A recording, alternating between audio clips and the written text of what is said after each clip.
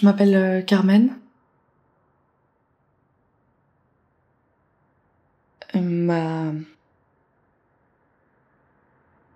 ma sœur est toxicomane et était toxicomane. Ce matin,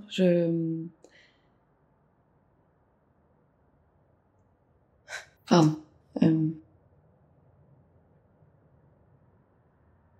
Avant de venir ici, j'étais chef. Enfin, je suis toujours chef, mais différemment.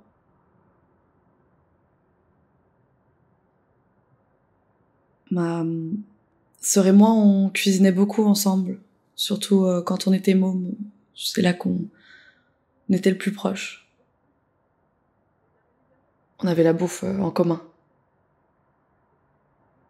On voulait, on voulait ouvrir un restaurant ensemble. On avait un nom, une ambiance, tout ça.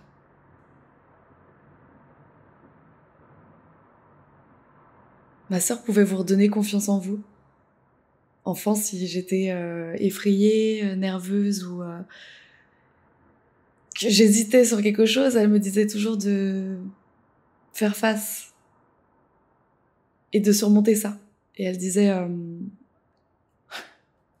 c'est con. Elle disait, balance la sauce.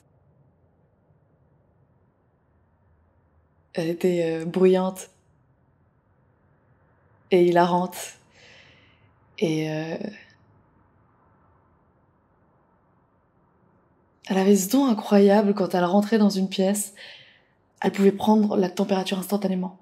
Elle pouvait la jauger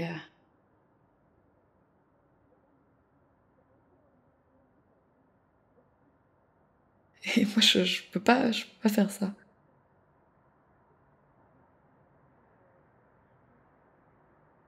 J'avais pas d'amis en grandissant, je bégayais quand j'étais môme. J'avais peur de parler la moitié du temps et j'avais pas des bonnes notes parce que j'étais pas attentive. J'ai pas été à la fac, j'avais pas de mec, je suis pas drôle.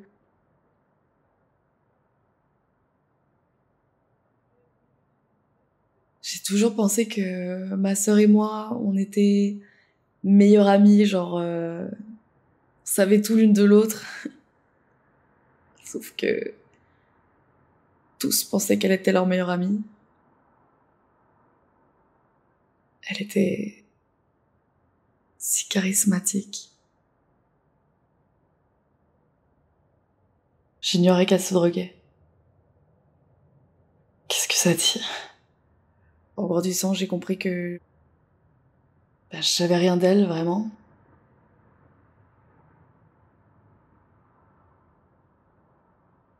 Elle m'a interdit d'aller au restaurant il y a quelques années. Elle a coupé les ponts. Ça m'a... Ça m'a fait mal, vous savez.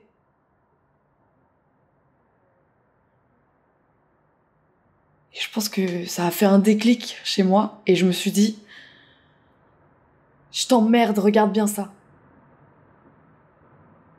Et comme on a toujours été liés par la nourriture et qu'à cause d'elle, je m'étais sentie si rejetée, si nulle, si mal, si pas cool, et ben j'ai décidé de bosser pour les meilleurs restaurants du monde.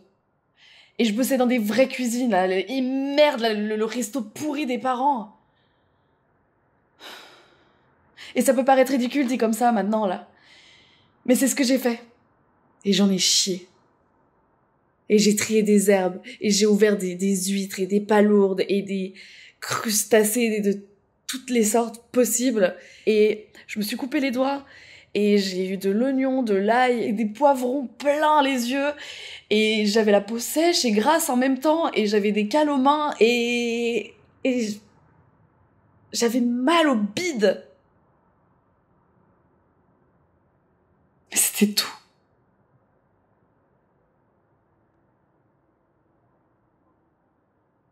2 ans plus tard, il y a un truc de dingue qui m'est arrivé. Genre, pour la première fois de ma vie, j'ai trouvé ma place. Et j'étais rapide. J'avais pas peur. Et c'était simple. Et je me sentais bien.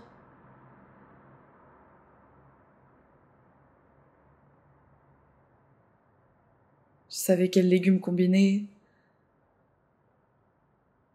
Je savais les protéines, les sauces, la température. Et quand il y avait un nouveau stagiaire là qui arrivait au restaurant, et ben je le voyais comme un concurrent, comme un adversaire à vaincre.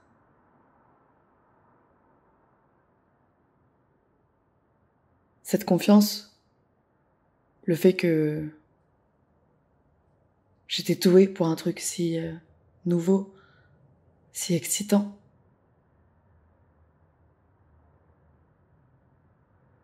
J'avais juste envie qu'elle sache. Et merde, en fait, j'avais juste envie qu'elle dise c'est bien. Et plus on arrêtait de parler, plus notre relation se tendait, plus je cuisinais, et mieux je m'en portais, et plus je coupais les ponts, et plus ma vie devenait calme. Et cette routine de la cuisine était cohérente, exigeante, chargée, dure et animée. Et j'ai perdu la notion du temps. Et elle est morte. Et elle m'a légué son restaurant. Pendant 2 mois, j'ai essayé de retaper son restaurant parce que il était en piteux état. Et c'était assez clair pour moi qu'en essayant de rénover son restaurant, j'essayais d'arranger ce qui s'était passé avec elle. Et je sais pas, peut-être tout arranger avec ma famille. Parce que ce restaurant a signifié et signifié beaucoup pour les gens. Pour moi, en tout cas.